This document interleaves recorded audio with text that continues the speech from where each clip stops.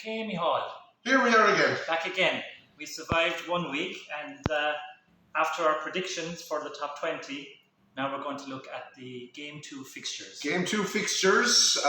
We've seen all the teams in action once, so let's go straight on. The early game on Saturday, Yeah, which Good game, is Aston Villa and Everton. okay.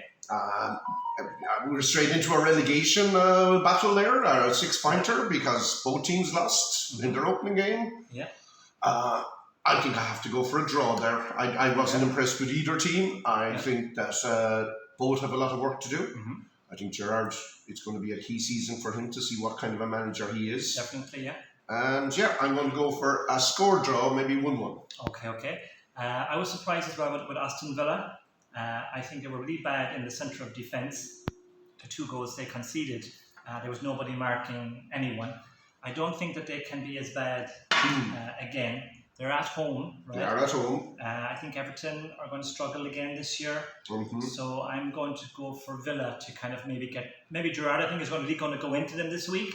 And I'm going to see a reaction from Villa. So I'm going for a home win. You're going for the home win. Home win this week. Okay, lovely. Sorry, We Thomas. got one of the early pace setters, Arsenal, are at home to Leicester. Yeah. So, I see this as an easy home win for Arsenal. I think it's one of those games where you know what Arsenal are kind of team is, if they get their tails up and they score a couple, they could score 5 or 6. yes. So I think this is one of those games. I think Leicester, the off-field troubles, I think, are not good for them. I think all the rumours about all their best players as well is going to distract them. Yeah. Arsenal at home, they're kind of like there's a good feeling about them. I reckon 4 or 5-0 for Arsenal. In this one. Ooh, well, I do think Arsenal will win. I don't think it'll be as easy as that. But yes, I would be going for an Arsenal win, maybe 2-0 or 3-1. Okay. There you go. Okay, and we're still on our main Saturday games. Mm-hmm. Now, I'm going to see on a very interesting game, Brighton versus Newcastle, two of the teams that punching above their weight after week 1, and certainly 2 of the best managed teams Definitely, in the Premier League. They seem to have to be very well organised. Both well organised, both with very good managers who can really get more out of it.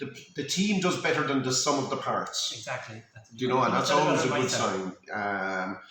I'd have to go. I'm going to go with a draw again on that one, based on the fact that they're both so level in terms of it. I might even go for a scoreless draw. It's Brighton at home, but I'm going for a scoreless draw. Yeah, I agree with you. I think there's not much to pick between these 2 teams at the moment. Mm-hmm. I think they will be top half of the table. And I think that maybe both teams have won the first game. I think a draw, they take a point, 4 points in 2 games. Yeah, I think as well a draw. absolutely. It'd be a very good, solid start for both teams. Yeah. Then we have obviously Man City at home to Bournemouth. Yes. Is there any point in making a prediction on that? Is it a question of how many goals? I think so. Is it a case of does Haaland get his hat trick already? Yes. In the I think game? so. I think it's like that. I mean, Bournemouth, great start as well. Yes. So they will maybe go into that saying they didn't expect anything from the Man City game, but we have 3 points, which is a bonus from the first game. Mm-hmm. So maybe they'll try to make it difficult for City, but at home, City at home. And City at home and making it difficult. Yeah. It's just like they don't have the players. Exactly. They just don't have the players to really trouble this Man City team. Yeah, I think like you. I think maybe it's about 3, 4, 5 goals. Yeah, I could think be in so. this one. Easily. Damage limitation for the Chargers. 100%. Hopefully, it doesn't put their tails down too much. As you say, good start last week. And another interesting one, probably a relegation fight again: Southampton versus Leeds. Yeah. On that one, I'll call it. I think you'll see a Southampton victory. Whoa. Leeds surprised me on last weekend, and I think, and Southampton did what I expected them to do, which was nothing really against Spurs. I think you'll see something from Southampton today. Okay. So a home win? I'm going for a home win there. Okay. I have Southampton down in my relegation 3 predictions. And what I saw last week against Tottenham is not going to make me change my mind. I saw a headline over the week about that Ralph Hasenhüttl has lost the dressing room. So there's maybe some turmoil with the players as well, which is not going to help.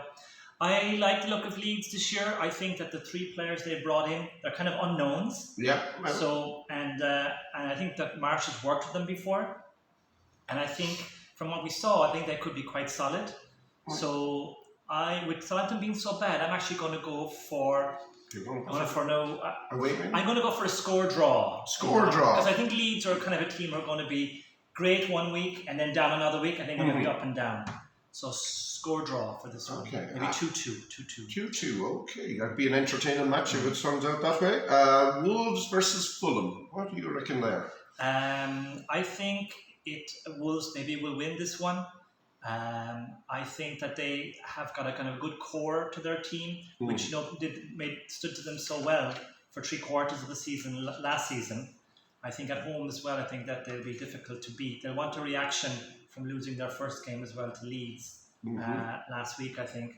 And Fulham, I think, maybe will hoping to build on the draw against Spurs, but I have a feeling that maybe low-scoring game. I think Mitrovic maybe won't get on the score sheet this time. Maybe 1-0 to Wolves. I agree with the low scoring. I can't see Wolves getting more than 1 goal. Fancy Fulham to get something out of this game as well. Okay. So I might go for the 1-1 draw. 1-1 draw. Okay. And then we've got another relegation battle for the late game. You've got Brentford against Man United. Yeah. Now, Brentford, a well-organised team, you've got to say. They're at home. Yeah. Man United. It's a bigger mess. I had them in my top 6. I'm not going to take them out of the top 6, but there's a lot of work to be done there. Sure. It's a mess. Definitely, yeah. I just will predict that I think they'll get the win there in Brentford. I think that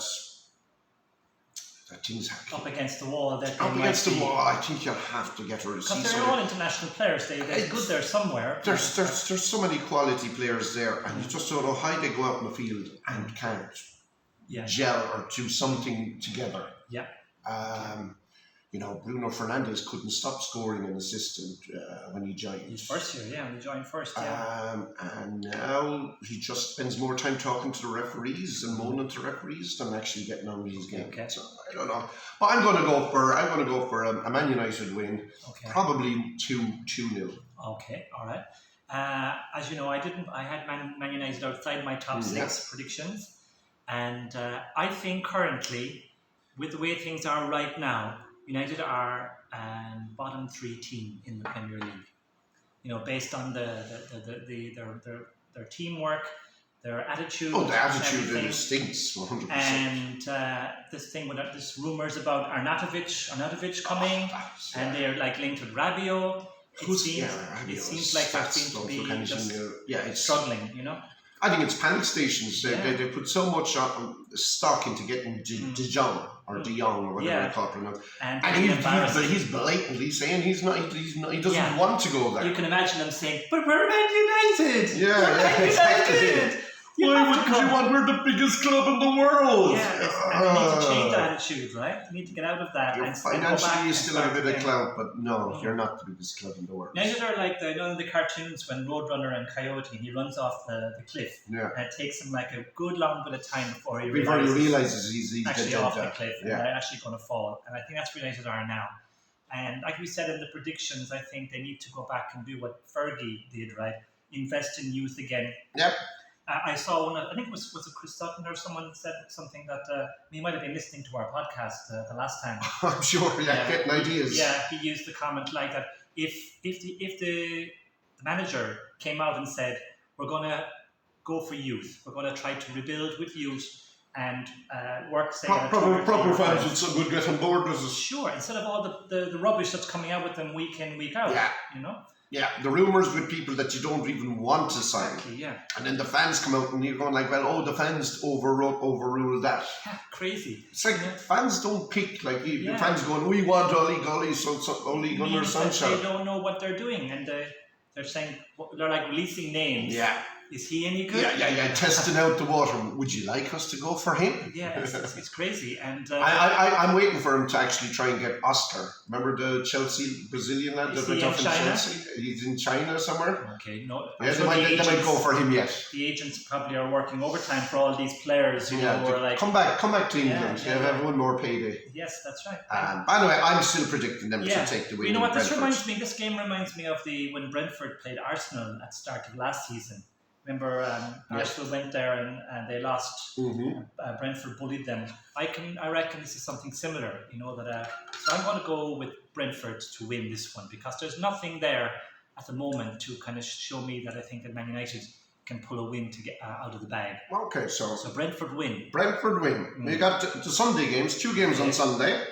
We've got Nottingham Forest are at home to West Ham, and then later is a big derby match where you have Chelsea at home to Spurs. Okay, well let me start with the Forest one if it's okay. I'm expecting a reaction from West Ham in this one. Forest first game at home, but I mean West Ham are not going to be a bad team overnight. They were really strong, really impressive last season in their run in the Europa League. So I'm expecting a big game from them this time. I think they'll be too strong for Forest. Nice to hear there's a rumour that Forest are interested in buying that guy Dennis from Watford. He was very good in the Premier League last year. He was. I think they need someone like him to score maybe the 10-15 goals. They do. I mean, it's a curious one with the Jesse Lingard going there. And you see, like Jesse Lingard, of course, had great success with West Ham when he went on loan there. Was he just going for a payday? I'm not sure. We'll see. Time will tell. It's way too early in the season. I'm hoping Forest, being a newly promoted team, and this is more my heart than my head, newly promoted team, first game at home, they look poor. Of all the promoted teams, they probably look the poorest in the opening game. But I'm hoping to see home ground, first game in the Premiership in so many years, that it'll inspire them and they'll go on to win. Okay. So you're going for a Forest win? Forest win. And for the Hammers win. Okay. And so the big game on that the Super Sunday is a Super Sunday game. Chelsea Spurs. It's the first of the heavyweight battles. And I think that it'll tell us where Chelsea are. I think Chelsea will dominate a lot of the possession in the game. They still have a strong core in terms of with your Kante working in midfield, and I really like the lad they got from Real Madrid. I can't think of his name. Kovacic. If he's fit, he's a brilliant player. So they're going to dominate. He gets like the headlines. He doesn't get the headlines he deserves, but I tell you what, he is really good. He's just a bit injury prone. Okay. We have that. We're talking about Thiago. There's another team has injury prone lads. But I think that they'll dominate possession. Will they get the goals? Spurs will get goals on very little possession. You throw your hat at this one. Yes. I think I'll go 2-2 draw. Okay, Chelsea at home, right? Chelsea at home. I think a 2-2 draw. Yeah, I think really interesting one again. You have Spurs with their great strike force. I still have doubts about their midfield and defence. So I wonder if the Kante effect maybe can organise them. Because they're going to 3 in the back against Spurs, which was very successful for Conte when he won the league with Chelsea. Chelsea can blow hot and cold. All of those teams are in turmoil at the moment. Hard one to call, but I'm thinking going on current form. Yeah. And what I said about predictions for the top 6, I'm going to go for Tottenham to win this one. You think Tottenham will sneak with Kane and Son, I think that will be maybe too much. Yeah. But I think there'll be goals, definitely. So maybe 2-1, 3-1 Spurs. Okay. And the last game is the Monday night football. Liverpool are home to Crystal Palace. You'd imagine that there'll be a reaction from Liverpool. Yeah. Or maybe their midfield is in more trouble than we thought. What Liverpool's midfield? Yes, in terms of quality. In terms of, I suppose they have a few injuries. But I also look at the players that you would have said, they're your starters. And they're all getting older. Fabinho is not the player he was 2-3 years ago. Okay. And I'm beginning to wonder. Henderson as well, right? Henderson as well. They looked very ordinary. Defence had to bypass midfield, getting the ball into the forward line. Salah only got into the game when Harvey Elliott came on, so that was interesting, and that's maybe hopefully a positive thing for the future for Liverpool.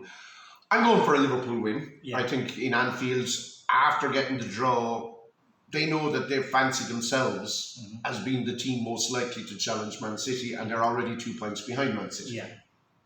And could well be 5 points coming, probably by the time they're playing this game.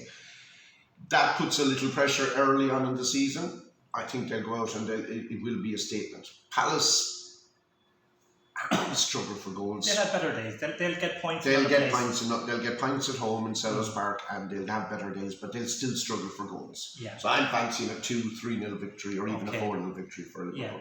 I fancy Liverpool to win as well. I think there's going to be a reaction from the draw against Fulham. I think Klopp wasn't happy with their performance. No. I think they were a little bit too complacent at the start. They didn't start off with the high energy game that they usually have. No, so at home, I expect them to go straight at Palace. I reckon it'll be a low enough game. I think Liverpool might make, maybe it might be a second half goal or something or so on, but I think maybe 1-0, 2-0. Okay. I think that Nunez will start this time ahead of Firmino. I think Klopp maybe gave Firmino a chance in the first game. Said, show me what you can do. But I think they didn't really play well when he was in the team. So I think Nunez to start. And maybe definitely a goal from Nunez as well, I think. Well, we'll see. That's the predictions. We'll see. Again, like anything, we'll come back, and if you see us next week, we look with egg in our face. Well, we can't all be wrong. No, exactly. We might get lucky. One of us will be right. And if we have time, we might do a review of week 2. Especially if we have a lot of correct scores. Then we can brag and go like, we're in the know. Okay, guys, Chris Sutton, feel free to use any of the material you want from it. No problem. Anytime, Chris. Take care. Bye-bye. Bye-bye.